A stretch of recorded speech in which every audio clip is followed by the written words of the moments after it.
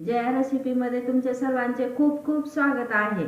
आज मी तुम्हाला झणझणीत व खमंग पिठलं कसं करायचं ते दाखवणार आहे। आता आपण पिठलं करण्यासाठी काय काय साहित्य लागते ते पाहू। पिठलं करण्यासाठी मी 1 वाटी बेसन पीठ घेतलेलं आहे। हिरव्या मिरच्या मी थोड्या वाटून घेतलेल्या आहेत। एका काकडीचे काप करून घेतलेले, थोडी कोथिंबीर फोडणीसाठी, लसूण थोडा बारीक करून घेतलाय, कढीपत्ता घेतला, अर्धी वाटी जाडसर शेंगाचं कूट घेतले। आता आपण रेसिपीला सुरुवात करूया। मी 1 पळी तेल गरम करायला ठेवले फोडणीसाठी। आता आपलं तेल गरम झालेलं आहे, आपण मोहरी टाकू थोडी।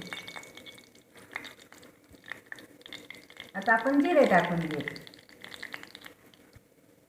आता आपली मोहरी छान उडाली, आता आपण लसण टाकून घेऊया। लसण आपण लालसर रंगावर परतून घ्यायचा। आता आपण कढीपत्ता टाकून घेऊ।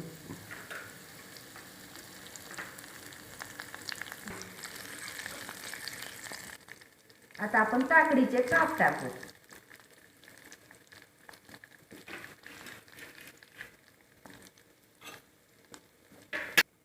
आता ही आपली काकडी परतूस तर मी पीठ काढून घेते। आता आपण ह्या पिठामध्ये 1 चमचा मीठ टाकून घेऊ, अर्धा चमचा हळद टाकू। आता हे हिरव्या मिरचीचा ठेचा टाकू त्याच्यात। आता हे शेंगाचं कूट टाकून घेऊ। 1 चमचा तिखट पण टाकू। चवीसाठी आपण हिंग टाकून घेऊ। आपण कोथिंबीर टाकू। आता आपण 1 वाटी पाणी टाकून घेऊ। हे पीठ चांगलं मिक्स करून घ्यायचं, गाठी राहू द्यायचे नाही। याच्यात आपण शेंगादाण्याचं कूट जाडसर टाकल्यामुळे पिठलं खूप खमंग लागतंय।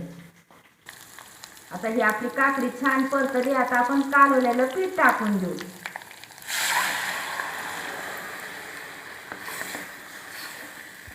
आता हे पिठलं शिजायला आपल्याला 5 मिनिटं लागते। तर हे चांगलं हलवून घ्यायचं म्हणजे गाठी राहत नाही त्या।